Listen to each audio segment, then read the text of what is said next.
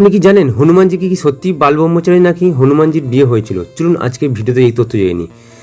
এই তথ্যটি পাওয়া গেছে শ্রী পরাশর সংহিতা থেকে। ছোটবেলায় হনুমানজি যখন শিক্ষা শুরু করেন তখন সূর্যদেব তখন অষ্টসিদ্ধি ও নবনিধি প্রদান করছিল।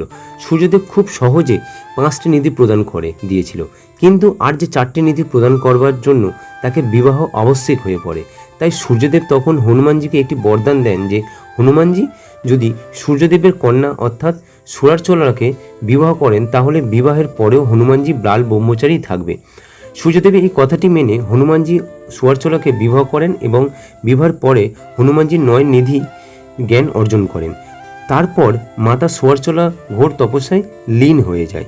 এমন এই তথ্য স্বরূপ হিসাবে আপনি যদি তেলেঙ্গানা ভূখণ্ড জেলায় অবস্থিত একটি মন্দির আছে, সেখানে হনুমানজির সাথে স্ত্রী সুয়ারচলার মূর্তি বিরাজমান দেখতে পাবেন।